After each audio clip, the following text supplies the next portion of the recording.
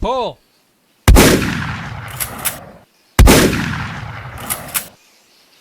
Got it.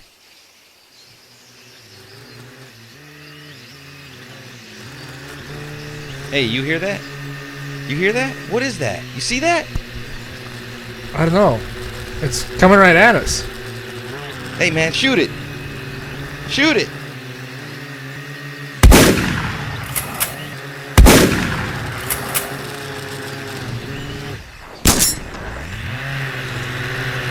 All right, you got it.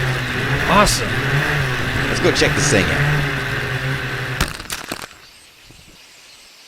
Introducing drone hunting. Drone hunting is the newest, fastest growing sport in the world. Originally developed by the Iranians, drone hunting will soon be available in all 50 states.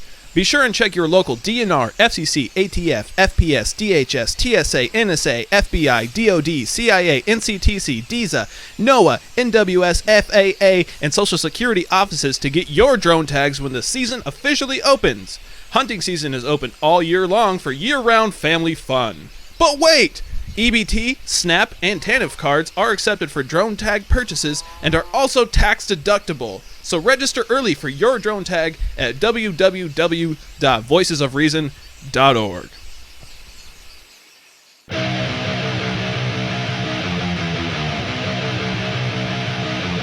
A Voices of Reason exclusive, What's Bugging Gabe?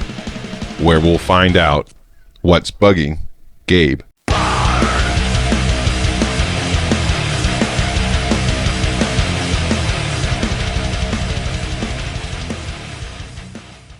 Well, tonight, what's bugging me is the Tea Party. I know some of you might be raising an eyebrow, wondering, the Tea Party? Why is Gabe bugged by the Tea Party? Well, let's go back to the 2012 presidential election. Let's think about this for a second. I don't know how many videos I scrolled through on the internet, specifically because that's where I get a majority of my news. I don't subscribe to Fox. I don't watch TV. But I don't know how many times I watched Tea Party gatherings where they got together and they tried to rally behind Newt Gingrich specifically. I don't know why, but Newt Gingrich seemed to be the Tea Party candidate. And if it wasn't Newt Gingrich, it was Mitt Romney. And I'm sitting here scratching my head for a second because if you are the Tea Party, you're supposed to be this supposed fringe group, right? Who are the extreme conservative wing of the Republican Party, the super far right, as the establishment would have you made out to be, right? So if that is the case, I just want to know, why is the Tea Party getting behind the most historically proven establishment candidates possible? And not only that, but the most hypocritically establishment candidates physically possible, such as Mitt Romney or Newt Gingrich, who have entire careers built on nothing but lies, deceit, and absolute deception, saying one thing, doing the other. It is, I cannot wrap my mind around it. So what's bugging me tonight is the Tea Party, because there are people I know specifically, I will keep them nameless, but they claim to be the grassroots. They claim to be the Tea Party, work for the conservative grassroots majority that they claim to be.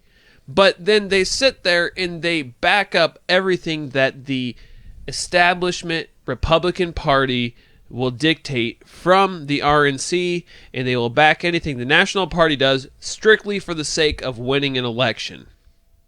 They will abandon every single principle that they hold. They will abandon everything that gets away from being a conservative, whatever that supposed term means anyways. They will get away and they will completely lose everything they stand for. They will stand for nothing as far as it means winning Republican elections. That's what I have a bone to pick with, because what happened to standing for something and standing for principle, standing for honor, integrity, and judging somebody based on the principle of their character rather than what they will say politically in public? You know, what did Martin Luther King say? I have a dream where my children will be judged by the content of their character rather than the color of their skin. Well, why aren't we judging people by the content of their character rather than the party that they supposedly represent?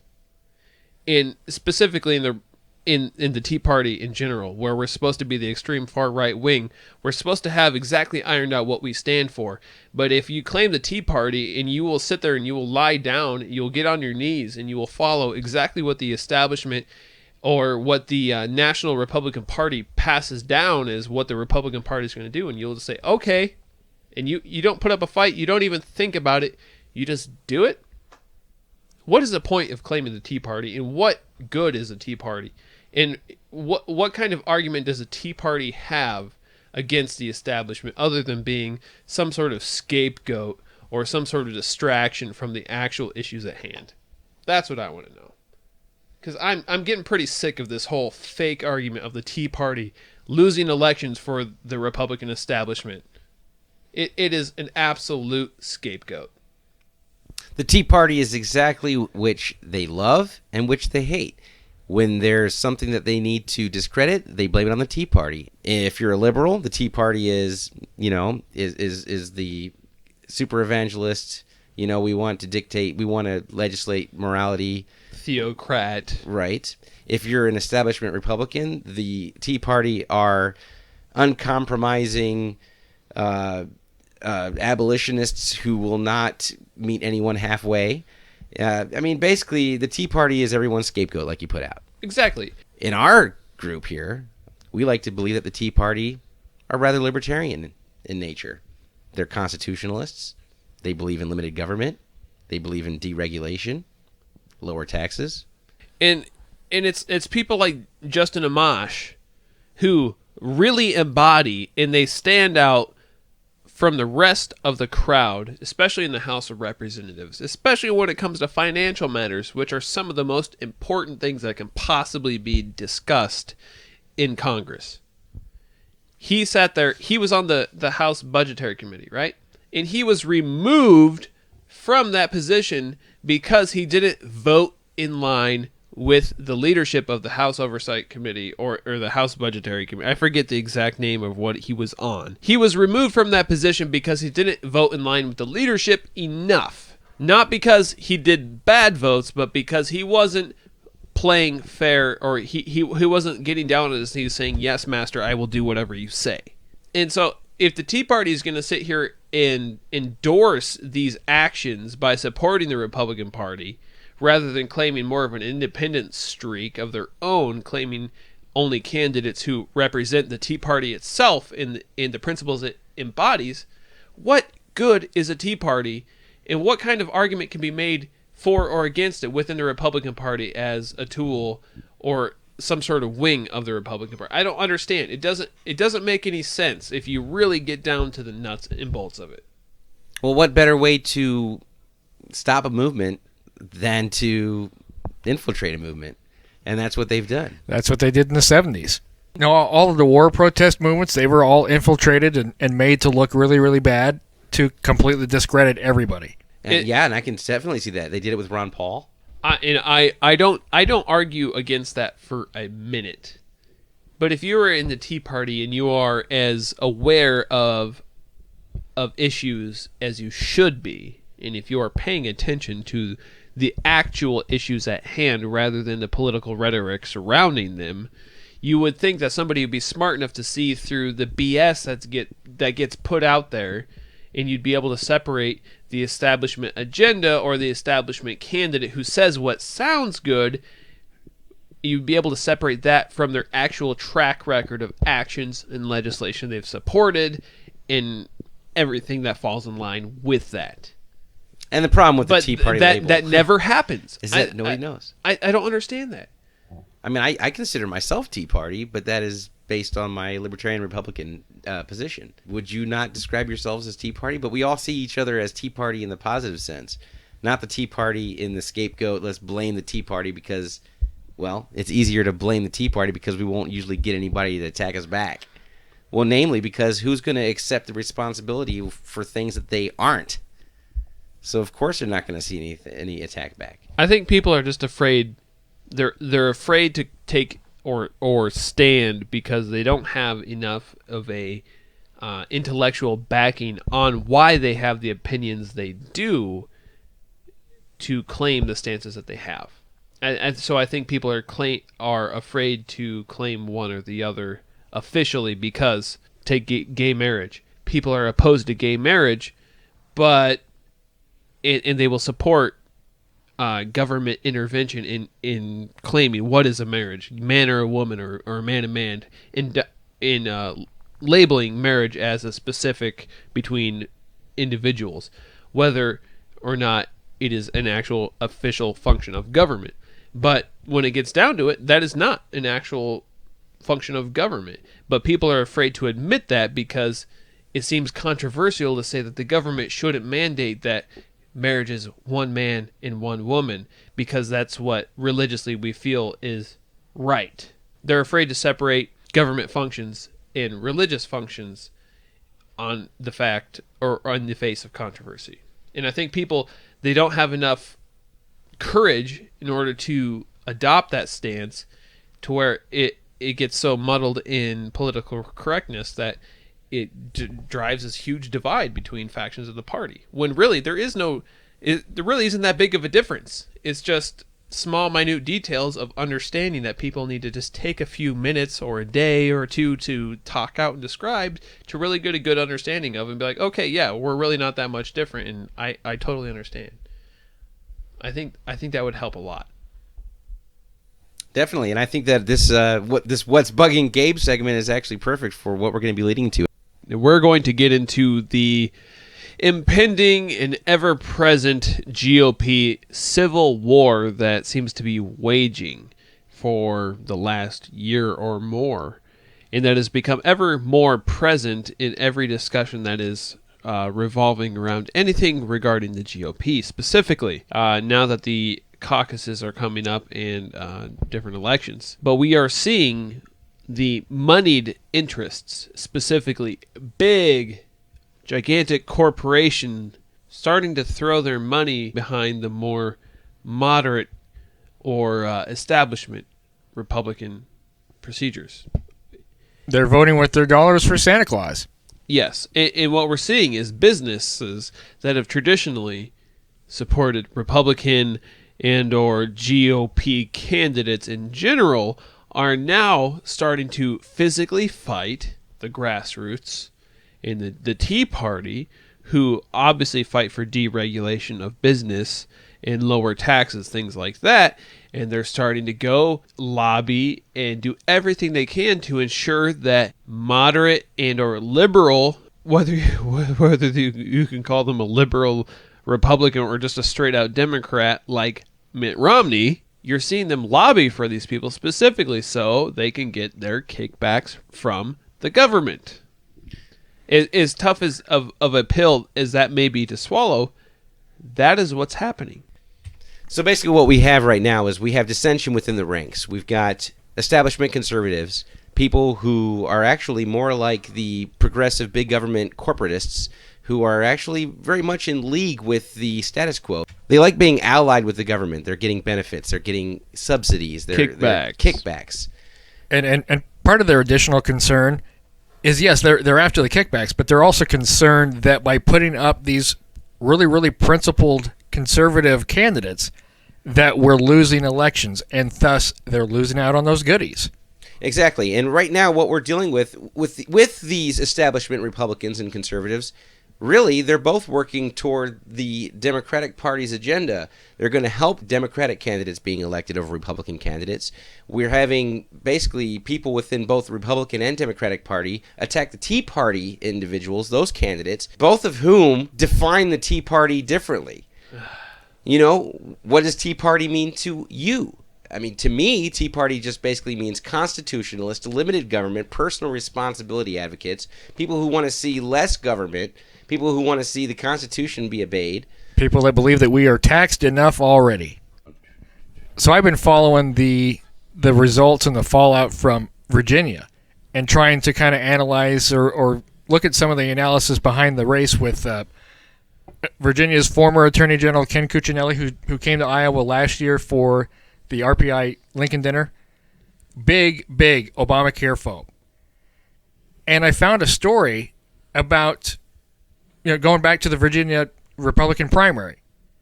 When Ken Cuccinelli won the Republican primary in Virginia, Eric Cantor's chief of staff had his own little political consulting firm. Within a week of the Virginia primary, he dissolved his political consulting firm and went to work for Terry McAuliffe. And for those that aren't following, Eric Cantor is the majority leader in the U.S. House of Representatives. Eric Cantor is a Republican. Shouldn't his chief of staff also be a Republican? Why do we have a Republican who was working for the majority leader, the Republican majority leader in the U.S. House, now working on behalf of electing a soon-to-be, governor-elect, Democratic governor-elect of the state of Virginia? Well, Dusty, it's because electing a governor of the state of Virginia is a bipartisan effort, and parties really just... You see, Eric Cantor's trying to reach both sides of the aisle here, and Ken Cuccinelli, he wouldn't be able to get anything done because he wouldn't listen to the other side. Just trying to bring people together. We need more moderates. Need to hold hands and sing Kumbaya. And actually, you bring up a good point. Now, Gabe was talking about Tea Party. Ken Cuccinelli actually is a pretty good representation of what the Tea Party is supposed to be. I mean, he is principled. He is pretty hardcore on deregulation, limited government, less taxes. And he also fits the bill as far as what a lot of people have to say of the negative sides of being a little bit too evangelist, perhaps. But he did receive Ron Paul's endorsement. Ron Paul and Rand Paul both endorsed him. Right. Well, that's because I'm not saying that they are specifically the figureheads of the liberty movement or the libertarian Republican movement, but they are very prominent figures within that. And they have proven themselves many, many, many times by their actions to be beyond reproach, for the most part, in who they endorse. And I don't know why, but for some reason, this Cuccinelli figure specifically has caused quite a rift between the libertarian Republican liberty movement, I guess I will say, and the more mainline libertarians. And I don't know why, but specifically here in Iowa, after talking with some of them, the very hardcore libertarians would not support Cuccinelli, and they thought he was just a terrible person. But yet, despite so many similarities between us and the liberty movement here in the Republican Party, and we could see why Cuccinelli was such a viable candidate and the way to go, there was all of a sudden this huge divide. And I don't understand where those minute differences can become such a dividing factor to where it becomes... I guess we can't come to a compromise. No, you're absolutely right. Oh, go ahead, Dustin. Right, but lest anybody get confused, it was not the libertarian candidate or libertarians that avoided Cuccinelli that cost Cuccinelli the election. Yes, Right. that is true. That is true. One of the stories that I came across that I was unable to find again talked about Northern Virginia, which is obviously D.C. suburbs and very blue. But part of the reason that Republicans lost in droves in Northern Virginia is because they counted on the top of the ticket to win, but didn't run anybody at the local level. I mean, if you don't have your foot soldiers out there, if you don't have your local candidates at every level for every office and every position out there running and hitting the streets, knocking on doors and making phone calls and doing the work to get the message out, they're not going to do anything at all to help the guy at the top of the ticket. No, because the point is you have to bring in people to the polling place.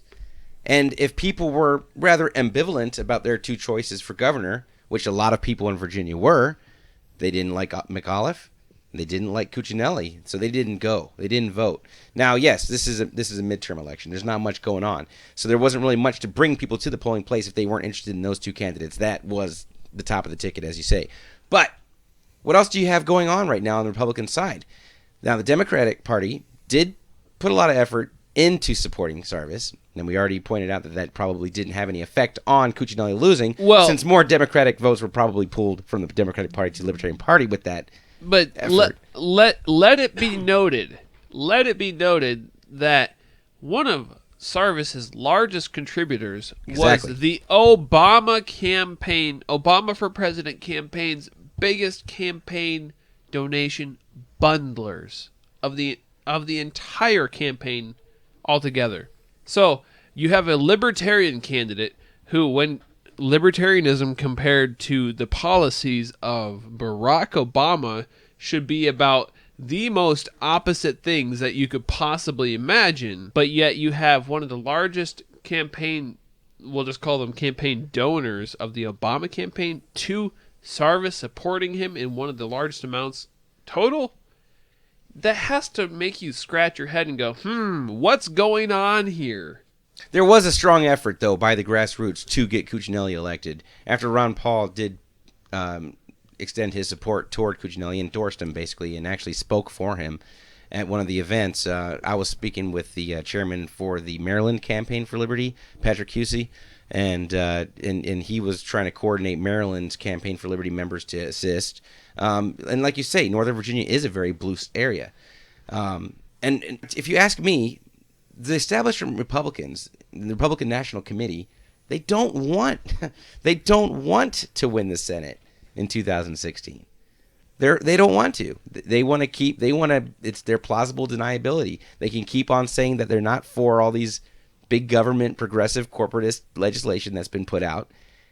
And they know that if these people like Justin Amash, who's currently being attacked, and believe it or not, even Rush Limbaugh actually had something positive to say about Justin Amash recently. That about made me lose my lunch. I couldn't believe that Rush Limbaugh himself actually said something coherent. And then we're going to get to that in just a second, but we have people like Mike Lee, we have Ted Cruz, we have Rand Paul, we have Justin Amash, we have, well, Cuccinelli would have been one of them, Thomas Massey. There's a lot of really good, I'm going to use a term, Tea Party leaders out there, and the Republican establishment, I hate to use that term also, but basically the people that are making the big decisions, they don't want these people reelected. No, and the Cuccinelli camp essentially said that the RNC abandoned them the beginning of October. That all the money that was coming into the Cuccinelli campaign dried up from their national sources, their national donors. And I don't know if that's because they were intentionally trying to throw the guy under the bus and walk away and kind of brush their hands of it, because seeing Chris Christie win in New Jersey and Ken Cuccinelli lose in Virginia, you can see the establishment taking up arms against the Tea Party and the strict constitutionalist conservatives in the party, and the Senate Conservatives Fund, which is being run by Jim DeMint of the Heritage Fund, former senator from South Carolina. The Senate Conservatives Fund has backed the primary opponent of Senate Minority Leader Mitch McConnell in Kentucky. So what Senator McConnell has been able to accomplish is to get the National Republican Senatorial Campaign Committee to withdraw all funding and all business contracts from anybody doing business with the Senate Conservatives Fund. Yep. Basically what's going to happen, I mean, this has already happened. If you look at the state level, here in Iowa, actually, we could talk a lot about what's going on here in Iowa at the state level. And we're actually we know very intimately what's going on. But look at California. California really doesn't even have a Republican Party anymore. Why? Because all of this infighting happened a long time ago in California. It's pretty bad. It is. And this very same thing is going to happen in every other state if this, I don't know what the correct term would be, but if picking off, if basically by exiling members, by running off your own members continues, the Republican Party in states that this is happening are just going to become like California's. I think the same message that we had about Northern Virginia is just as true for California. If you look at the recent TV interview of Ted Cruz on The Tonight Show with Jay Leno, clearly not a partisan audience. I mean, Jay Leno asked some very fair questions about Obamacare. He asked some very positive questions that went in Cruz's favor, and he asked some very tough questions that went the other way, and the audience swung both ways. I mean, it was a very fair show, and in fact, Leno has of all the late night comedians, Leno has really taken it to Obama and his policies the most. I think he's been one of the most unbiased and fair and excellent moderators for any kind of political discussion, no matter who his guest is. I've really enjoyed Leno's Well, interviews. he even dared to have Ron Paul on his show. And he came. And if he will have Ron Paul on your show, you know you have to be a radical or some sort of kook, right? So, I mean, obviously he's got to have some sort of legitimate bone in his body. But the point I was getting to is that you have to have a messenger. You have to have a messenger take the message. And we do it all the time at the local level with candidates that are never going to win. That the numbers are 3-1 against you. But you're never ever going to turn the tide if you don't at least get out there and present the message. We hear constantly that we can't just be the party of no. You have to get out there and present a better alternative. And if there's nobody out there who's telling you exactly what the party stands for, well, you're always going to lose. California's always going to be blue. Northern Virginia's always going to be blue because you don't have anybody out there who's pressing the message, who's telling you how much better things could be if we did it differently. And I'm not talking Republican or Democrat. I'm just simply saying if you can present your vision and present a better vision and a better alternative, people are going to listen. This year is the year that it came to the fight stage. If you recall, I don't remember where it was, but it was all over the place. People were talking about it, but there were 4 stages. First, they ignore you. Then they ridicule you. Then they fight you. And then you win. And we are at stage 3 here. So I'm looking forward to the next stage here because, see, what's happened is in 2008, actually back in 2000, I would say, there was a resurgence. Real conservatives were trying to take part in the Republican caucuses, joining the conventions, becoming the grassroots was basically really trying to wrest a little bit of that big government corporatist control that had taken hold. And, well, since then, 2008 was a huge step forward. 2012 was a tremendous step forward. And right now, they're really trying to break us apart. And unfortunately, a lot of people who have already left the party are helping them by trying to pull more people out of the party. And here at Voices of Reason, we've been pretty steadfast. Yes, we do not agree with the establishment. But go ahead.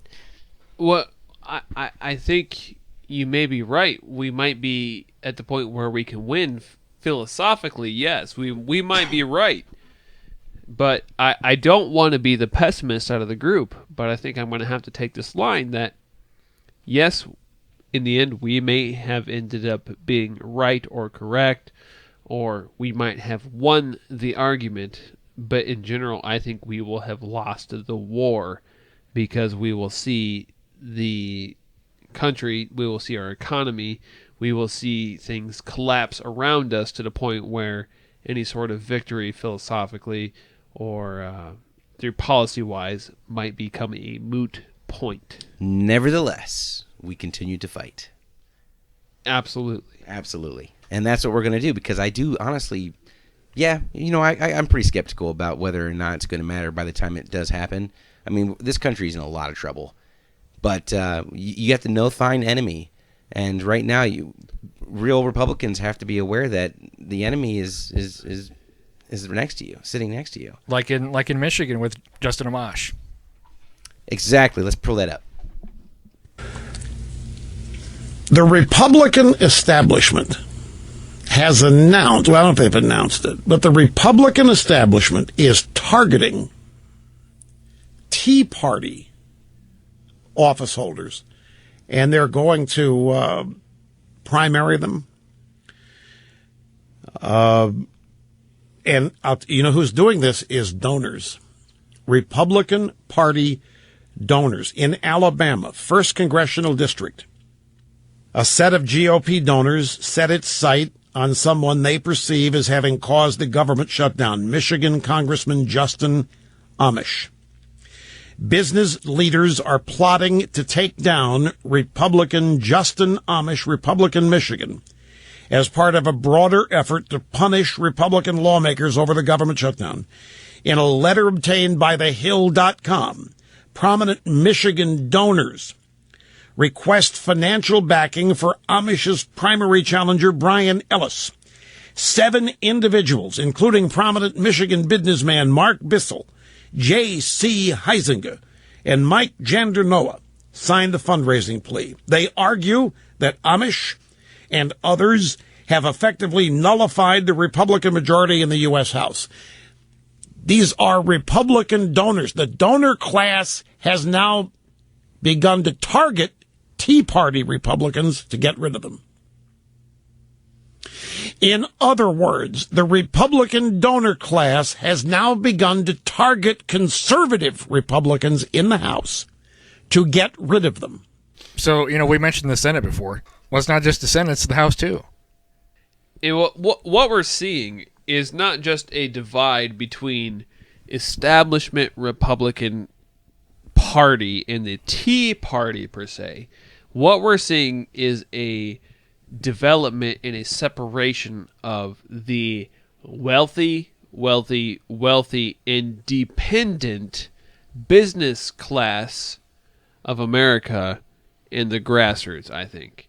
Because what we're seeing is the wealthy class of Republicans, quote, air quote, that are dependent upon government kickbacks that have been riding this, maybe, quote, reluctantly accepting it and, just kind of participating in the system because it's there. And we're seeing a divide between them and the actual everyday American like me, you, Dusty, Anthony, any of us. What we're seeing is a business class saying, hey, we've got more money than you everyday Americans, so guess what? We're just going to buy our politicians. We're going to buy all the advertising and airwaves, and we're just going to make you irrelevant because you don't have enough money, all of you combined, in order to get the candidates to run and take the seats and pay the fees and the dues or whatever you want to call them in order to get to this seat in this committee in Congress or the Senate. So here's what we're going to do. We're going to use our financial leverage against you, the people, even though we claim the same party, and we're just going to step all over you because we can.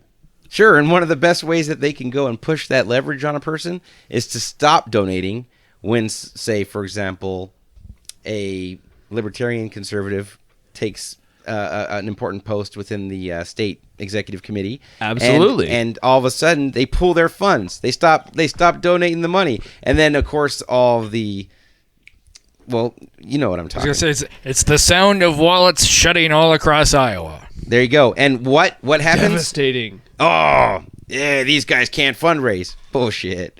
It's not a matter of their ability to fundraise. It's just your ability to close your wallet when you know that you're about to lose a benefit. Now I'm about to lose. I'm not gonna lie. There are fundraising issues, but those issues exist from border to border, clear across the state. It's not just the state party, but it is individual candidates. If you look at candidates in the 1st Congressional District, there's at least 3 that are running for the U.S. House in what's going to be an open seat because Bruce Braley is running for U.S. Senate. They're having trouble raising money because obviously Republicans haven't done very well in the last few election cycles. So do you really want to put your money into a race like that? The 6 current U.S. Senate candidates, with possibly another one to come, they're all having trouble. I mean, I keep reading about how in the second finance period, once you file your initial fundraising report, it's how you've done in the second period that really determines the strength of your campaign. None of the current candidates has established themselves as the clear runaway winner in terms of their fundraising ability. They're all struggling. The state party is struggling. It's symptomatic of the party itself. And it's also symptomatic of the fact that people aren't going to be contributing as much anymore because they're very unhappy with the way things are going. Well, do you blame them given the current environment set by the donor class, like Rush Limbaugh himself said, the donor class who says we're not going to support the Libertarian or the Tea Party candidates who actually embody what the Tea Party stand for. But we're told all the time that the Republican Party is all about electing Republicans to office. It's all about electing Republican candidates, except when it's us that's running for office, and then they, withdraw their support and withdraw their money and drive people away. It's like I said a long time ago, is that the Republican Party as it stands today will never elect or never support a bottom-up candidate unless they expect that candidate to lose so that they can look good for those, limited government grassroots people. It'll never happen. They would actually rather spend more money to help the opposition win. It's a fact. And unfortunately, with the people that are going into the Senate race right now, it's going to be more about how much money they've already got than how much money are they going to raise. And unfortunately, between the money that Bruce Braley already has, the money that he's probably going to be getting from Tom Harkin, they have so much money in their accounts right now, saved up from past elections and other fundraising endeavors. It's going to be impossible for the Republicans to go and fight them. And I just saw this picture posted to Facebook tonight. So since we're talking about our Republican friends, I wanted to bring up this quote. Quote, "I have no trouble with my enemies. I can take care of my enemies in a fight. But my damn friends, they're the ones who keep me walking the floor nights." That was from President Warren G. Harding. And I think that speaks very true of our Republican friends that would sooner see us lose to the Democrats and actually work on behalf of the Democrats than to actually come together, despite all of their talk of unity, unity, unity. It's a nice talking point, but it doesn't bode well when you want real candidates who represent the platform and principle. Well, when do Republicans get elected? When they have a candidate who stands on a principle and is not very moderate. It's like Ted Cruz said. I wasn't present at the Reagan dinner, but I did watch his speech, listen to his speech on C-SPAN. It was great, and I especially enjoyed the part where he was talking about what's failing is when we present a candidate who tries to embody everything from where the left stops all the way to the right, as opposed to standing for something and actually attracting and getting the attention of the people who care. What I don't understand is, again, drawing on this divide between the more, quote, liberty movement Republicans and more establishment Republicans, because there seems to be this divide on Ted Cruz. Because people are so skeptical of Ted Cruz, excuse me. And his wife, yes, his wife does have a background that is questionable with Goldman Sachs in investments, things like that. Goldman Sachs. Whatever. I don't care. Whatever you want to call them. Amish. There is a background there. But it is not like he is actively trying to conceal this background and hide it from everybody and run away from it. Ted Cruz and Rand Paul specifically at the RNC breakfast, Dusty, I believe you were there. Yes, I was. With Ted Cruz, he was there. Rand specifically said to our faces, "Do not judge me by the way I play politics." He asked us not to judge him by the way he plays politics. He asked us to judge him by his voting record. And you know what? I understand people's questioning of Rand Paul endorsing people like Mitch McConnell, things like that. Yeah, I understand that. There are questions that are to be raised from that, maybe. But in reality, those sort of things like endorsements are relatively insignificant. But when it comes to things like drone legislation, the indefinite detention of the NDAA, standing and filibustering for 13 hours, things like that, those are significant acts that are worthy of our support. And Rand Paul has done many of those, and he continues to do, and he continues to be one of the sole voices of contention on many of those civil liberty issues. Not only that, but so does Ted Cruz, as witnessed by his latest quasi filibuster that he did in the Senate, which wasn't technically an actual filibuster, but he stayed and spoke for like 21 plus hours. 21 plus hours straight. And, I understand people being questioning or cautious about their support of these people, but I beg you and I ask you, support these guys. They are our allies, and they realize what they are facing, and especially from Rand Paul taking on the mantle of support from his father and trying to address that and transition that into a more acceptable mainline approach. There has to be some concessions. And so far, from what I can see, as cautious as I was about Ted Cruz and Rand Paul, they are our best bet, and they are legitimately good people. They need our support, and we have to support guys like these. And with that in mind, I want everybody to remember that the only way that we can make sure we get people like that nominated is to make sure that you caucus, make sure that you nominate good people to be delegates, be a part of the convention process. This is where this battle is going to be won. The Iowa caucuses will be Tuesday, January 21st of 2014 at 7 p.m.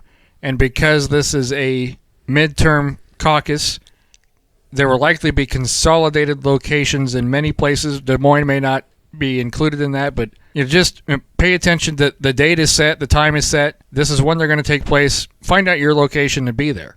And if you haven't already decided, maybe you might want to chair your caucus. It's amazing experience. I mean, you get an opportunity to influence other people's votes. And dang, if you don't do it, someone else will. So just do it. Anyway, guys, we're going to wrap this up. We appreciate you joining us for this show. Keep in mind, if you do live in Des Moines and you're going to be voting in Ward 3, there's going to be a runoff election for City Council. Bill Gray versus Sean Bagniewski. Make sure that you research those candidates and get your vote out. We're going to try to get back here again in a couple weeks. Hope to see you at the caucuses. This is your host, Gabe Lanz. I'm Dusty Juhl. And I'm Tony Seliquini.